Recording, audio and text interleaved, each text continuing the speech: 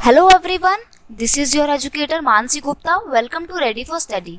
जैसा कि आपको पता है कि हमने क्लास 9th के लिए एक न्यू सीरीज स्टार्ट की है, जिसमें हम क्लास 9th के टर्म 1 में एसएसटी सब्जेक्ट में आने वाले जितने भी चैप्टर्स हैं उनके एमसीक्यू कवर करेंगे।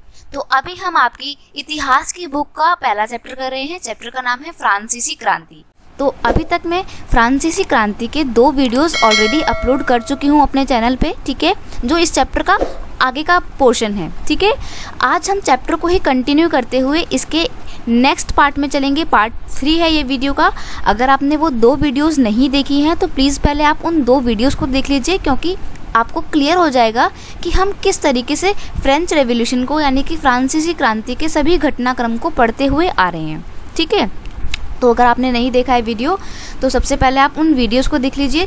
डिस्क्रिप्शन में मैं आपको लिंक दे रही हूँ फर्स्ट पार्ट का और सेकंड पार्ट का, ठीक है। फिर उसका थर्ड पार्ट आज ये है।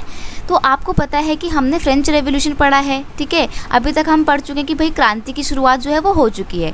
तो अभी तक हमने जो अपने 2 वीडियोस बनाई हैं उसमें क्वेश्चन नंबर 1 से 27 तक के क्वेश्चन हमने ऑलरेडी अपलोड कर दिए हैं। आज हम क्वेश्चन नंबर 28 से स्टार्ट करेंगे, ठीक है। तो आज जो हम स्टार्ट करने जा रहे हैं वो हम बुक का पोर्शन 2 करेंगे। और नाम क्या है इस पोर्शन 2 का? पोर्शन का नाम है क्रांति की शुरुआत, ठीक है। तो हम ऑलरेडी पढ़ चुके हैं कि भाई क्रांति की जो शुरुआत है वो कैसे होती है। क्रांति जो है वो कब स्टार्ट होती है? जुलाई 1789 में शुरू हो जाती है, जब लोग बासल की जेल को गिरा देते हैं, ठीक है। फिर मैंने आपको ये भी बता दिया था कि फ्रांस का जो सोसाइटी था वो कैसा था, 3 पार्ट्स में डिवाइडेड था। पादरी, कुलीन वर्ग और तृतीयक एस्टेट। तृतीयक एस्टेट में आपके मजदूर, गरीब लोग और किसान वगैरह आ जाएंगे, साथ ही में कुछ धनवान संपत्तिवान लोग भी आ जाएंगे, ठीक है। फिर हमने पढ़ा था कि किस तरीके से जो समाज था वो बहुत ही असमानता भरा था। तृतीयक एस्टेट के ऊपर लगातार जो है क्या हो रहे थे, अत्याचार हो रहे थे, ठीक है। तो उन्हीं लोगों ने जो है विद्रोह किया सरकार के खिलाफ। सरकार मतलब राजा के खिलाफ, राजा लुई सोल्वे के खिलाफ, ठीक है। तो अब हम चैप्टर को मतलब चैप्टर में आगे बढ़ते हुए क्वेश्चन नंबर 28 देखते हैं। देखिए, आपके लिए जो मैं ये वीडियो बना रही हूँ इसका एक बेनिफिट ये भी है आपके लिए कि आपके लिए एक चैप्टर की क्विक रिवीजन जो है वो हो जाएगी, ठीक है। हालांकि मैं आपसे ये एक्सपेक्ट करती हूँ कि अभी तक आपने बुक का जो चैप्टर है उसका थ्योरेटिकल पार्ट जो है आपने पढ़ लिया होगा। उसके बाद आप जो है क्या कर रहे हैं, एमसीक्यू लगा रहे हैं, ठीक है। बाकी हम एमसीक्यूज कवर करेंगे तो करते करते हमारा चैप्टर का भी रिवीजन हो जाएगा, ठीक है। स्टार्ट करते हैं पहले क्वेश्चन को। पहला क्वेश्चन है, 5 मई 1789 को सम्राट लुई सोल्वे के द्वारा नए करों के प्रस्तावन के अनुमोदन हेतु एस्टेट जनरल की बैठक बुलाई गई। उससे पहले यह बैठक कब बुलाई गई थी? तो देखिए, अभी तक मैंने आपको बताया कि भाई फ्रांस बहुत ज़्यादा क्या था, कर्ज के बोझ में दबा पड़ा था, ठीक है। तो फ्रांस को किसकी ज़रूरत थी? फ्रांस को पैसे की ज़रूरत थी। तो उसने क्या करा, उसने जो थर्ड एस्टेट था उस पर करों को जब बढ़ाने का प्रयास किया, ठीक है। तो अब वो करों को बढ़ाने के लिए क्या कर रहा है, एक बैठक बुला रहा है। बैठक किसकी? एस्टेट जनरल की, ठीक है। एस्टेट जनरल की बैठक बुलाई जा रही है। अब एस्टेट जनरल क्या है? तो एस्टेट जनरल एक पॉलिटिकल बॉडी है फ्रांस की, ठीक है। क्या है ये? एक राजनीतिक इकाई है फ्रांस की जो उस टाइम पे काम किया करती थी। तो इसकी जो बैठक है, अब तो 1789 में तो बुलाएगा ही राजा लुई सोल्वे, 5 मई 1789 को बुलाई जाती है। लेकिन इससे पहले ये बैठक कब बुलाई गई थी? तो इससे पहले ये बैठक लुई 14वें ने अपने टाइम पे बिठाई थी। तो यहाँ पे ऑप्शन नंबर 3 बिल्कुल ठीक है। 1614 में इस बैठक को बुलाया गया था। उसके बाद 1789 में डायरेक्ट इसको बुलाया जा रहा था। और क्यों बुला रहे थे? क्योंकि करों को बढ़ाना था, तो सबकी राय चाहते थे ये लोग, ठीक है। हालांकि राय चाहने से कुछ नहीं होता था, राजा अपनी मन की ही करता था जो उसका मन करता था, ठीक है। अगला क्वेश्चन है, एस्टेट जनरल की बैठक में कौन कौन शामिल होता था? तो देखो, एस्टेट जनरल क्या था? एस्टेट जनरल एक पॉलिटिकल बॉडी थी, ठीक है। अब उसकी जो बैठक बुलाई गई उसमें किस किस को शामिल किया गया था, ठीक है।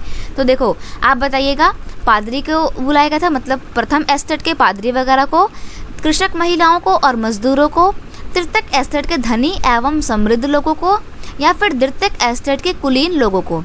तो देखिए, प्रथम एस्टेट को बुलाया था, द्वितीयक एस्टेट को बुलाया था और तृतीयक एस्टेट को भी बुलाया था। लेकिन ध्यान से सुनना, लेकिन तृतीयक एस्टेट के सिर्फ धनी लोगों को और समृद्ध लोगों को, मतलब जो पढ़ लिख गए थे, जो विद्वान थे, ठीक है, उन्हें बुलाया गया था इस बैठक में। तो यहाँ पर आपका 1, 2 और 3 बिल्कुल ठीक है। तो आप देख लीजिए ऑप्शन में कौन सा है, ऑप्शन नंबर डी यहाँ पे बिल्कुल करेक्ट हो जाएगा।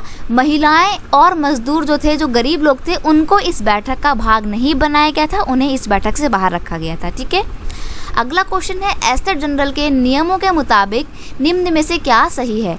तो देखो एस्टेट जनरल के कुछ नियम थे, अपने नियम कायदे और कानून थे। तो देखो कौन कौन से थे। प्रत्येक व्यक्ति को एक मत देने का अधिकार था, ये एक नियम था। यहाँ प्रत्येक वर्ग को एक मत देने का अधिकार था। यहाँ प्रत्येक वर्ग को सभा में अपनी बात कहने का अधिकार था। तो बताइए भाई आपके अकॉर्डिंग क्या होगा, आपको क्या लगता है। यहाँ पर आपको ऑप्शन नंबर, देखो ऑप्शन दे रखे हैं आपको 1 और 2, या फिर सिर्फ 2, या फिर सिर्फ 1, या सिर्फ 1 और 2 दोनों, यानी कि दोनों ही आपके आंसर हैं। तो बताइए आपके अकॉर्डिंग क्या होगा। तो देखिए जो मत देने मतलब एस्टेट जनरल का जो नियम था उसके अकॉर्डिंग प्रत्येक वर्ग को एक मत देने का अधिकार था, यानी कि सिर्फ 2। ऑप्शन नंबर बी बिल्कुल ठीक है।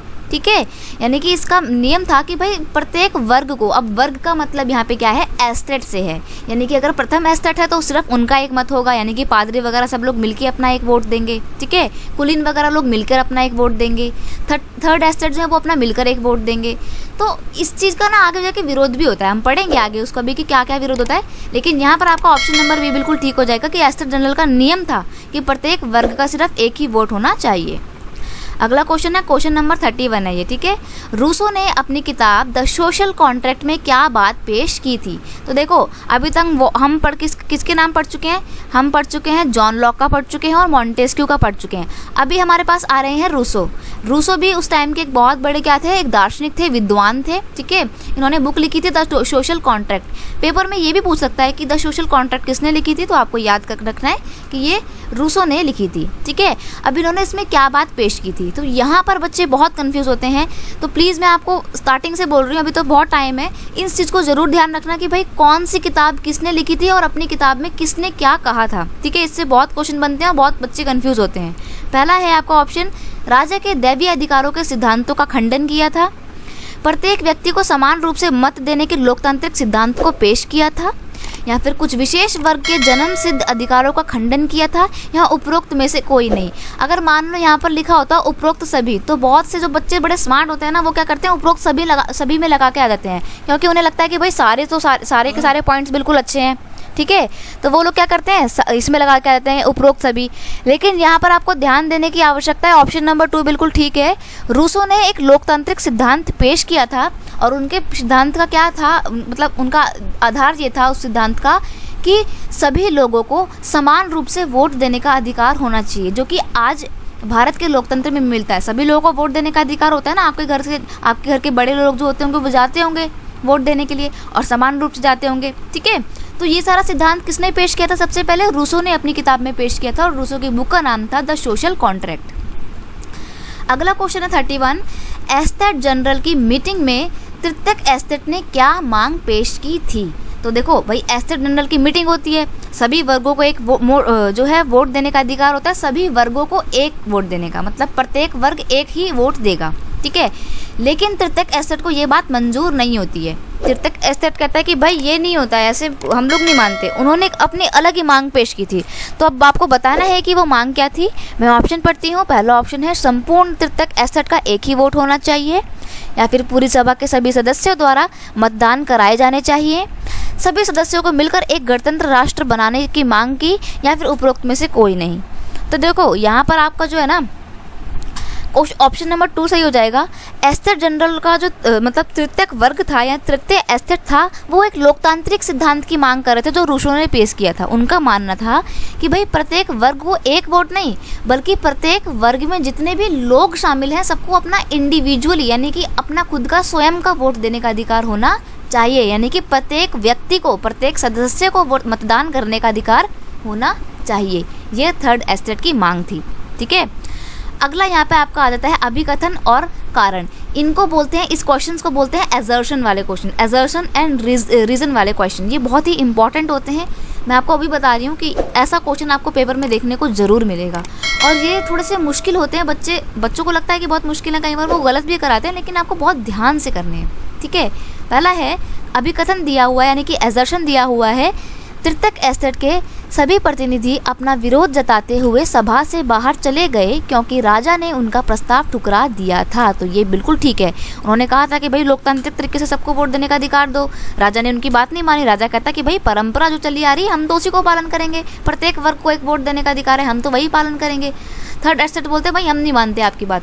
वो लोग क्या करते हैं, विरोध जताते हुए अपनी जो एस्टेट थर्ड एस्टेट की जो बैठक है उसको छोड़ के आ जाते हैं। अच्छा, मैंने आपको एक बात नहीं बताई कि जो थर्ड एस्टेट की बैठक हो रही होती है वो कहाँ पर हो रही होती है, पता है आपको? जी, वो आपकी जो बैठक हो रही होती है वो वर्साई के एक आलीशान महल में हो रही होती है, ठीक है, जिसमें 300 लोग तो होते हैं वो फर्स्ट एस्टेट के होते हैं, 300 लोग द्वितीयक एस्टेट के होते हैं, और जो तृतीयक एस्टेट होते हैं इसके 600 लोग होते हैं। तो अब आप सोचो 600 लोगों का सिर्फ एक वोट, मतलब कहीं से सेंस बन रहा है इस बात का? नहीं बन रहा ना। तो उनका विरोध जताना बिल्कुल ठीक था, ठीक है। विरोध जताते हैं, राजा बात नहीं मानता, उस सभा को छोड़ के वापस बाहर आ जाते हैं, ठीक है। फिर एस्टेट जनरल के सभी सदस्यों को अपना एक मत देने की आज़ादी होनी चाहिए। तो देखो ये भी ठीक है और ये भी ठीक है, लेकिन देखो यहाँ पर आपका ऑप्शन नंबर क्या है, ऑप्शन नंबर बी बिल्कुल ठीक है कि ए और आर यानी कि एजर्शन और रीजनिंग, अभिकथन और कारण दोनों सही है, लेकिन जो कारण है वो अभिकथन की सही व्याख्या नहीं करता। यहाँ पे ऑप्शन नंबर बी बिल्कुल ठीक हो जाएगा, ठीक है। अगला क्वेश्चन है, 20 जून को तृतीयक एस्टेट के सभी प्रतिनिधि वर्साई के इंडोर टेनिस में एकत्रित हुए। उन्होंने स्वयं को क्या घोषित किया? अब ये बहुत इंपॉर्टेंट है कि भाई देखो विरोध जताते हुए वो लोग बाहर आ गए, ठीक है। तो वर्साई के इंडोर टेनिस कोर्ट में आके वो लोग जो है क्या होता है, एकत्रित हो जाते हैं और बोलते हैं कि भाई हम नहीं मानते उस सभा को जो जनरल एस्टेट है, और कहते हैं कि हम फ्रांस की सामान्य जनता हैं और हम अपने आप को एक अलग ही सभा घोषित करते हैं। और उन्होंने जो सभा बनाई उसका नाम क्या रखा? उसका नाम रखा गया नेशनल असेंबली, ठीक है। यहाँ पर आपका ऑप्शन नंबर ए बिल्कुल 1 बिल्कुल ठीक हो जाएगा। उन्होंने स्वयं को नेशनल असेंबली घोषित किया, ठीक है। अगला क्वेश्चन है, उन नेताओं के नाम बताइए जो नेशनल असेंबली की अगुवाई कर रहे थे, मतलब नेशनल असेंबली के मेन लीडर थे। तो देखो ऑप्शन है रोबेस्पियर, बिल्कुल नहीं है ये, ठीक है, अबेसिये, मिराबे या फिर ओलंपे द गूंज, बताइए। देखिए यहाँ पर आपका जो नेशनल असेंबली की अगुवाई कर रहे थे वो कौन कर रहे थे? वो कर रहे थे एक तो अबेसिये और मिराबिये, ठीक है। तो यहाँ पर 2 और 3 बिल्कुल ठीक हो जाएगा। तो देखो कहाँ पर है 2 और 3, ऑप्शन नंबर डी बिल्कुल करेक्ट हो जाएगा, 2 और 3, ठीक है। नाम बिल्कुल अच्छे से याद कर लेने हैं, अबेसिये और मिराबे। इनके बारे में आपको एक बहुत इंटरेस्टिंग बात मैं बता दूं कि अबेसिये कौन था? अबेसिये अपने आप में ही एक कुलीन वर्ग का व्यक्ति था, ठीक है। और जो मिराबिये था, हाँ जो मिराबिये था वो कौन थे? सॉरी मैं उल्टा बोल गई आपको। मिराबिये जो थे वो कौन थे? वो कुलीन वर्ग के एक व्यक्ति थे, और जो अबेसिये थे वो एक पादरी वर्ग से संबंध रखते थे। तो मतलब सोचो अबेसिये फर्स्ट एस्टेट के हैं, मिराबिये सेकंड एस्टेट के हैं, लेकिन फिर भी इनको लगता था कि थर्ड एस्टेट के साथ क्या हो रहा है, बहुत ही अन्याय हो रहा है। तो इन लोगों ने नेशनल असेंबली का साथ दिया, ठीक है, थर्ड एस्टेट का साथ दिया, क्योंकि जो अबेसिये थे ये सामंती अधिकारों के विरोधी थे, और जो मिराबिये थे यानी कि पादरी जो थे उनका क्या मत था? उनका था कि भाई जो चर्च वगैरह जो टैक्स लेते हैं ना, इनको हटा दो, इनको ये बिल्कुल बेकार चीज़ें हैं, ठीक है। तो अबेसिये ने अपनी एक बुक भी लिखी थी, उसका नाम था, आगे बताऊंगी, अभी नहीं बताऊंगी, सस्पेंस है वो, ठीक है। अब देखो क्वेश्चन नंबर 35, अभिकथन और कारण, ठीक है। ये क्वेश्चन फिर से आ गया। अभिकथन का है आपका, नेशनल असेंबली द्वारा सन 1791 में संविधान का प्रारूप तैयार किया गया, ठीक है। तो ये बिल्कुल ठीक है। अब जब देखो वो लोग टेनिस कोर्ट में बाहर आ जाते हैं, खुद को नेशनल असेंबली घोषित कर लेते हैं, तो राजा का विरोध प्रकट करने के लिए वो लोग क्या करते हैं, अपने लिए, अपने देश के लिए एक संविधान बनाते हैं कि भाई अब हम राजा की बात नहीं मानेंगे, हमारा अपना खुद का एक संविधान होना चाहिए। तो उन्होंने संविधान का एक प्रारूप तैयार किया, ठीक है। संविधान का उद्देश्य सम्राट की शक्तियों को कम करना था, वह किसी एक व्यक्ति के हाथों में शक्तियों को सीमित होने से रोकना था। तो बिल्कुल ठीक है भाई, ये भी ठीक है।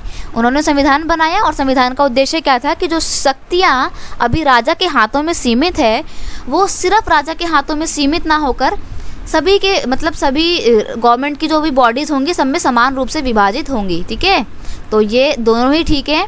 और यहाँ पर जो आपका कारण है वो अभिकथन की सही व्याख्या भी करता है, ठीक है। तो यहाँ पे ऑप्शन नंबर ए बिल्कुल ठीक हो जाएगा कि अभिकथन और कारण दोनों सही है, और कारण अभिकथन की सही व्याख्या करता है, ठीक है। अगला प्रश्न है आपका, सम्राट की शक्तियों पर अंकुश लगाने और सभी व्यक्तियों को मूलभूत अधिकार प्राप्त करने के लिए फ्रांस में संविधान कब बना? तो देखो, मैंने अभी आपको ऊपर पिछले क्वेश्चन में बताया कि फ्रांस में जो संविधान था वो 1791 में बना था। ठीक है, तो यहाँ पर आपका बी ऑप्शन बिल्कुल ठीक हो जाएगा। डायरेक्ट भी पूछ सकता है कि जो फ्रांस है वहाँ पर संविधान कब बनाया गया है, कब इंट्रोड्यूस किया गया नेशनल असेंबली के द्वारा, तो ये 1791 में हुआ था। अगला क्वेश्चन है, फ्रांस गणराज्य कब बना? तो भाई बताइए कि फ्रांस जो है वो गणराज्य कब बना। अब मैं यहाँ पे आपको बता दूं कि भाई गणराज्य का मतलब क्या होता है। ठीक है, तो गणराज्य का मतलब जो है वो होता है कि फ्रांस जो है अब संविधान के अकॉर्डिंग काम करेगा। वो पिछला क्वेश्चन ही है एक तरीके से, बस थोड़ा सा मॉडिफाई किया है उसकी मैंने लैंग्वेज को, ताकि पेपर में अगर आपको ऐसे क्वेश्चन देखने को मिले तो आप कंफ्यूज ना हैं। ठीक है, यहाँ पर भी 1791 ही आपका बिल्कुल ठीक ऑप्शन है, ऑप्शन नंबर सी। ठीक है, फ्रांस जो है वो 1791 में गणराज्य घोषित हुआ। अगला प्रश्न है, तीसरा एस्टेट क्या है, यानी कि व्हाट इज थर्ड एस्टेट? इस नाम की जो पुस्तक है वो किसने लिखी, पैम्फलेट किसने लिखा था ये वाला कि व्हाट इज थर्ड एस्टेट? बताइए। ये एस्टेट ये आपका मिराबिये ने लिखा था, अबेसिये ने लिखा था, या फिर मॉन्टेस्क्यू ने लिखा था? बताइए आपके अकॉर्डिंग क्या होगा इसका आंसर? जी, अबेसिये इसका बिल्कुल ठीक आंसर है। अबेसिये जो कि क्या थे, एक पादरी थे, मतलब एक फर्स्ट एस्टेट से संबंध रखने वाले थे, उन्होंने इस पुस्तक का नाम लिखा कि व्हाट इज थर्ड एस्टेट। ठीक है, अगला क्वेश्चन है, सक्रिय नागरिक कौन थे? तो देखो, अभी जब संविधान बना, ठीक है, तो क्या हुआ, लोगों को वोट देने की बात हुई कि भाई अब वोट कौन देगा। ठीक है, जो भी वोट देगा वो कौन होंगे, वो सब सक्रिय नागरिक होंगे। ठीक है, तो सक्रिय नागरिक कौन बने? देखो, 25 वर्ष से ज़्यादा की उम्र के पुरुष, 30 वर्ष से ज़्यादा उम्र के व्यक्ति, या ऐसे पुरुष जो न्यूनतम 3 दिन के वेतन के बराबर कर्ज चुकाते थे, या फिर महिलाएं व तृतीयक एस्टेट के पुरुष। तो अब आप बताइए आपके अकॉर्डिंग इसका सही आंसर क्या होगा कि सक्रिय नागरिक कौन थे? हाँ जी, कौन थे सक्रिय नागरिक? आपके अकॉर्डिंग क्या होगा इसका आंसर?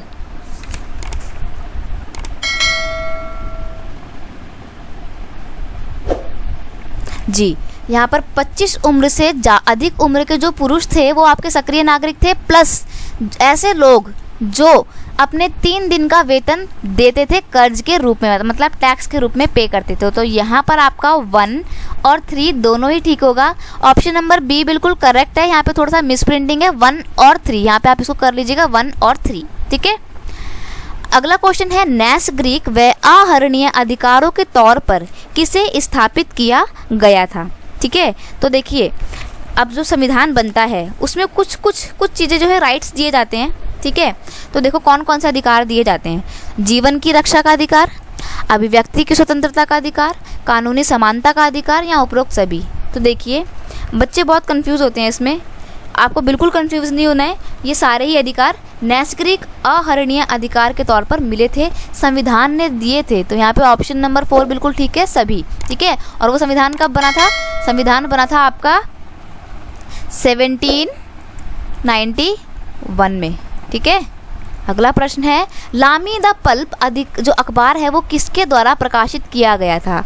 तो देखो, यहाँ पर तो कुछ बच्चे बहुत शोर मचाने लग जाएंगे कि भाई ये कौन सा क्वेश्चन लेकर आ गई मैम। ठीक है, तो आपको बिल्कुल भी ना कंफ्यूज नहीं होना है, ये आपकी बुक का ही पोर्शन है। ठीक है, बुक का काफ़ी कोने में कॉर्नर में एक छोटा सा कॉलम दिया था, मैं आपको दिखा दूंगी फोटो भी कि ये कहाँ से मैंने क्वेश्चन उठाया है। बच्चे क्या करते हैं, सिर्फ चैप्टर पढ़ते हैं, लेकिन जो बीच में छोटे छोटे डब्बे होते हैं, बॉक्सेस होते हैं, जिनमें आपको एक इम्पॉर्टेंट इन्फॉर्मेशन दी जाती है, आप लोग कई बार उसको स्किप कर देते हैं। तो आपको वो बिल्कुल भी नहीं करना है। यहाँ पर आपका लामी द पल्प जो अखबार है वो किसने लिखा था? वोल्टेयर ने, जो पॉल मरा ने, या रूसो ने, या फिर मॉन्टेस्क्यू ने? तो देखिए, वोल्टेयर जो थे एक विद्वान थे, इन्होंने जो बुक लिखी उसका नाम चैप्टर में या बुक में, मतलब पूरे चैप्टर में ही नाम नहीं आया इनका कि इन्होंने कौन सी बुक लिखी। ठीक है, लेकिन नाम इनका आया है। ठीक है, कि वोल्टेयर भी थे। रूसो ने कौन सी लिखी थी? सोशल कॉन्ट्रैक्ट लिखी थी। ठीक है, और मॉन्टेस्क्यू ने क्या लिखी थी? मॉन्टेस्क्यू ने जो बुक लिखी थी वो आप मुझसे कमेंट सेक्शन में बताएंगे, क्योंकि मैं आपको पिछली वीडियोस में वो बता चुकी हूँ। ठीक है, तो यहाँ पर ऑप्शन नंबर 2 ले दे के बचता है, तो यहाँ पे जो पॉल मरा आपका बिल्कुल सही आंसर होगा। ठीक है, तो आपको यही करना है। मान लो आपको कोई आंसर नहीं पता है, कोई ऑप्शन का आंसर नहीं पता है, तो आपको पता है क्या करना है? आपको फिर जो ऑप्शन बिल्कुल भी नहीं बनते ना, उनको काटना है, फिर जो बचेगा उसको टिक कर देना है, आप बिल्कुल ठीक होंगे ऐसे। ठीक है, नेक्स्ट क्वेश्चन है, देखो हाँ मैं आपको बता दूं कि भाई जो आप बोलोगे कि भाई जॉ पॉल मरा कहाँ थे, तो देखो आप अपनी बुक खोलिएगा, बुक का पेज नंबर 11 है, ये एनसीईआरटी की बुक का जो बिना आंसर वाली होती है उस बुक से मैंने लिया है। 11 नंबर पेज पे आपका ये मिल जाएगा आपको कि इन्होंने क्या लिखा था। इन्होंने बताया था कि भाई जो संविधान बनाया है वो अभी भी अमीर लोगों ने बनाया है, ठीक है, गरीब लोगों का शोषण अभी भी हो रहा है, ये इन्होंने अपनी बुक में बताया था, बुक मतलब अखबार में बताया था, ठीक है। अगला क्वेश्चन है, यह टूटी हुई जंजीर किसका प्रतीक है। तो देखो बहुत आसान है ये, टूटी हुई जंजीर आप जनरली भी बता देंगे किसका है। एकता का, अखंडता के अज्ञानता के अंधेरे को मिटाने का, या स्वतंत्रता का, या फिर समानता का। तो देखिए बताइए आपके अकॉर्डिंग क्या होगा। अब देखो याद करने का बहुत अच्छा तरीका है, कोई भी कैदी है, ठीक है, जेल से भागता है तो क्या करता है, अपने हाथों की हथकड़ियों को तोड़ता है ना, तो मतलब बेसिकली वो आज़ाद होने के लिए तोड़ता है उन्हें। तो यहाँ पर आपको ऑप्शन नंबर 3 बिल्कुल ठीक हो जाएगा कि जो टूटी हुई जंजीरें हैं वो किसका प्रतीक है, वो आज़ादी का, स्वतंत्रता का प्रतीक है, ठीक है। अगला यहाँ पर देखिए क्वेश्चन है, मिलान कीजिए, ये बहुत इंपॉर्टेंट होता है। देखो मिलान कीजिए, आपको ये बहुत अच्छे से ना कवर हो जाएगा ये सारे प्रतीक। ये बेसिकली मैं आपको याद करवाने के पर्पज़ से लेकर आई हूँ, पेपर में भी मिलान पूछ सकता है, ठीक है। तो देखो मिलाते हैं, टूटी हुई जंजीर किसका प्रतीक है, तो देखो टूटी हुई जंजीर यहाँ पर आपको ई से मिला देंगे, टूटी हुई जंजीर जो है वो स्वतंत्रता का प्रतीक है, ठीक है। नेक्स्ट है आपका, अपनी पूंछ मुंह में लिए हुए सांप किसका प्रतीक है। तो देखो अपनी बुक जब आप खोलेंगे ना तो आपको कुछ सिंबल मिलेंगे देखने को, ठीक है। तो आप देखोगे एक रिंग सी बनी हुई है, उसमें जो सांप है ना उसने अपनी पूंछ को मुँह में ले रखा है, ठीक है। तो ये किस चीज़ का प्रतीक होता है, ये प्रतीक होता है समानता का, ठीक है। तो यहाँ पे आपको 2 को F से मिला देना है, ठीक है। फिर आपका आ जाएगा विधिपट। आप जब आपने अपनी बुक में देखेंगे तो विधिपट ना एक बुक है, ठीक है, उस बुक में ना कानून लिखा हुआ है। तो उसका मतलब क्या है कि जो कानून है वो सभी के लिए समान है, प्लस कानून की दृष्टि में सभी लोग समान हैं, ठीक है। सभी लोगों के लिए कानून समाज है और कानून के लिए सभी लोग समान हैं, ठीक है। कानून जो है वो पादरी या कुलीन वर्ग या थर्ड एस्टेट के नाम पे भेदभाव नहीं करेगा। तो यहाँ पर आपको ऑप्शन बी से मिला देना है इसको, ठीक है। राजदंड, तो जब आप इसको देखेंगे तो आपको एक राजदंड मिल जाएगा, जो राजा वगैरह अपने साथ रखते थे, ये उनकी शाही सत्ता का प्रतीक होता था। तो यहाँ पर आपको ए से इसको मिला देना है, ठीक है। फिर आपका आ जाएगा छड़ों का बर्छीदार गट्ठर। तो देखो लकड़ियों को, डंडों को अगर आप मिला दोगे एक साथ तो उनको तोड़ना मुश्किल हो जाएगा।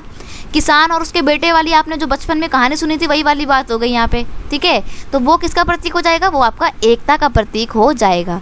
देखो मैं आपको ना साथ के साथ एग्जाम्पल इसलिए दे रही हूँ ताकि आपको याद करने में आसानी हो, ठीक है, आप फिर भूलेंगे नहीं ऐसे। डैनो वाली स्त्री, तो ये जो डैनो वाली स्त्री है ना ये किसका प्रतीक है, ये ले दे के आपका सिर्फ अब एक यही बचता है ऑप्शन, तो इसी से मिला देंगे आप, ठीक है। डी आपका बिल्कुल करेक्ट हो जाएगा, ठीक है। तो बस इतना ही था आपका ये वर्कशीट। आई होप आपको ये जो वर्कशीट बोला, आई होप आपको ये वीडियो बहुत अच्छा लगा होगा, ठीक है। ये बहुत ही बेनिफिशियल है। मैं आपको यही सजेस्ट करूँगी कि आप इस वीडियो की सारी सीरीज़ को देखिए और अपने पेपर से एक दिन पहले इस वीडियो को, मतलब इस वीडियो के सारे सीरीज़ को फिर से देख लीजिएगा। आपको चैप्टर पढ़ने की ज़रूरत नहीं पड़ेगी, क्योंकि मैं आपको ऑलरेडी पूरा एक्सप्लेन कर रही हूँ। जो पेपर जो आपकी बुक है उसका चैप्टर पूरा एक्सप्लेन कर रही हूँ आपको, ठीक है। तो मुझे नहीं लगता कि आपका इससे बाहर कोई भी क्वेश्चन आएगा। और आपको पता है कि मैंने आपको बता ही दिया है वीडियो के स्टार्टिंग में कि आपका जो टारगेट है हमारी वीडियो का क्या है, 40 आउट ऑफ 40। तो मैं आपको गारंटी भी दे चुकी हूँ इस बात की कि अगर आप ये वीडियो पूरा देखते हैं, सारी सीरीज़ कंप्लीट करते हैं, तो आपके 40 आउट ऑफ 40 जो है ज़रूर आएंगे, ठीक है। तो बस इतना ही था आपका वीडियो। मिलते हैं नेक्स्ट वीडियो में नेक्स्ट पार्ट के साथ, ठीक है। और आपसे पिछले वीडियो ज़रूर देख लीजिएगा, आपको ही हेल्प मिलेगी उससे, ठीक है। चलिए bye bye, thank you so much. और अपने दोस्तों के साथ इस वीडियो को प्लीज़ शेयर करना, क्योंकि ऐसी वीडियो बनाने में बहुत मेहनत लगती है, ठीक है। और अगर चैनल पे नए हैं तो प्लीज़ सब्सक्राइब करना मत भूलना, क्योंकि मैं आपके लिए ऐसे ही टर्म 1 के साथ साथ टर्म 2 की भी तैयारी स्टार्ट कर दी है मैंने, वो भी लेकर आऊँगी, ठीक है। चलिए मिलते हैं नेक्स्ट वीडियो में, तब तक के लिए thank you so much, bye bye.